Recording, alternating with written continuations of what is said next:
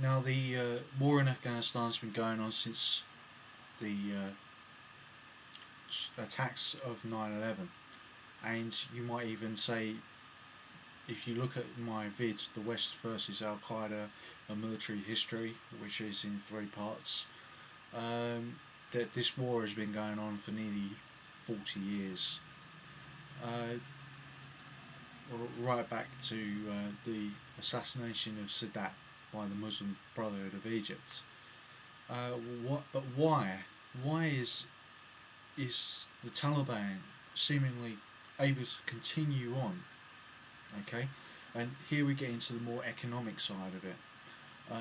Well, for each British soldier or American soldier, it costs around $1 million US or £1 million British money to keep a soldier in the field. Plus, then you've got to pay him.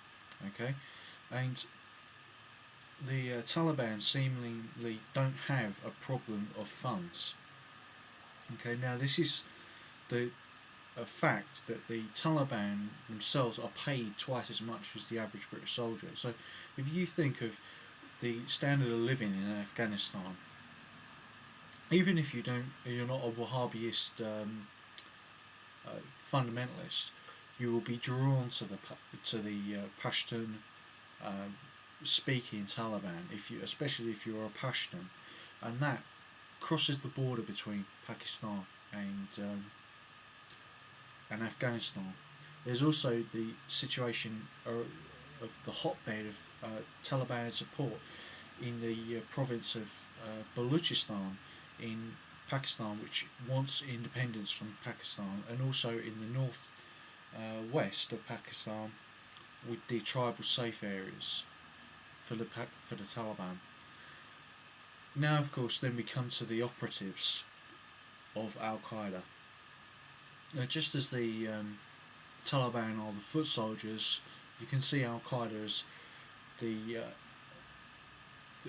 glue that holds the neo-feudalist families of the Gulf, such as the Bin Ladens and the House of Saud, together with the rogue intelligence agency, the ISI of Pakistan. These forces are drawn together within Al-Qaeda. Now, this means that there's very few Al-Qaeda operatives in Afghanistan. There doesn't need to be. Their role is to organise and to gain intelligence and pass it on to Taliban commanders. Now, the Taliban commanders have seek to use a strategy of tension, rather than when they were in power go after drug mafias to decrease the flow of heroin and then gain control of the heroin trade, so that within Afghanistan people weren't taking heroin as much, but Taliban were still exporting it on through Turkey onto the plants in Sicily, which changed the heroin into the heroin, the opium and poppy into heroin, and then exported on through Europe and then to America as well. There's a strong link between Palermo and New York, of course, and Palermo is strong and New York is weak. Okay, in the mafia, in the world of the mafia, the Italian mafia, and also in Naples as well. So this is a criminal enterprise as well, and you need to look at the Bin Laden family particularly with their role in construction and the equally dirty business of oil. We don't want to admit that it's a dirty business because we are dependent on oil as much as a junkie is dependent on drugs. Okay, for their fix. It's because of the dollar reserve currency system that there is a link between the dollar and oil, and this provides the increase of inflation from the Federal Reserve provides the Saudi royal family and the Bin Ladens and their cohorts in the United Arab Emirates with a way to clean money through the banking system and then to send it on to Islamic charities who will then give it to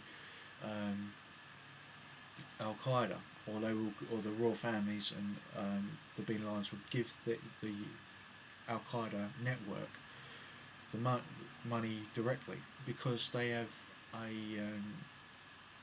AlQueada as their foot soldiers, as their intelligence agency, so to speak, and the Taliban are their foot soldiers. Now the Taliban have separate operations with drugs, which provide them with as much income as the West is spending on development in Afghanistan. Now this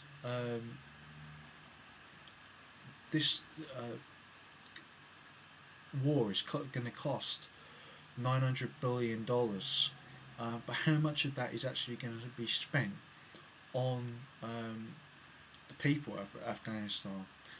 Well, we're in a situation which is falling into the strategy of tension that the Afghan Taliban and Pakistani Taliban are using, and that is to terrorise the people to the point where they don't feel secure, because they've gone to the state militias of the Afghan army, and they are swapping over to the Taliban and deserting the Western forces. And this has happened in several battles in the southern regions. Namely, the biggest operation that the Taliban did, I think it was in 2007, was the release of over 1,100 prisoners from Kandahar jail. Now they couldn't have done that without local support, so they have unlimited budgets from the Bin Laden family, from the Gulf, and from drug production. They can use this strategy of tension to get the farmers of opium crops on their side, even though the West is providing equipment and technology and expertise to make wheat, which would feed the Afghan people, which gain a higher price than the opium crop. People are familiar with the Taliban, okay, and they know the ways that they can duck and dive, so to speak, through the system of the Taliban. Whereas democracy and the Western way of doing things requires a discipline and a framework of living that is unfamiliar to the Afghans. You have to remember that the Afghans have been fighting in some form for nearly 40 years amongst themselves, or Russians, or because of a Pakistani and Iranian influence. Now Iran would like to invade Afghanistan and deal with the Taliban themselves, and they would probably do it asymmetrically. And now in part 3 of this talk, I'm going to talk more widely about the asymmetric aspect of the fight against the Taliban. But we can say already that the CIA have been, for throughout this war, either purposefully or by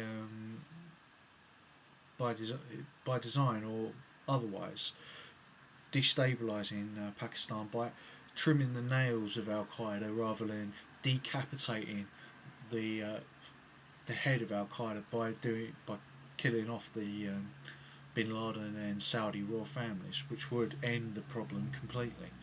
But they're not going to do that because their way of thinking is similar to those families. They have a neo-feudalist mindset as well, the same as in the West and in the East. But that doesn't necessarily mean that they're not enemies. The CIA would like probably to have a much greater presence in Pakistan and throughout Central Asian region to project American power, because one of the reasons given for the war was, apart from 9/11, was the control of opium and the oil pipelines from Kazakhstan through Afghanistan. And this is something I'll cover more in the third part of this talk.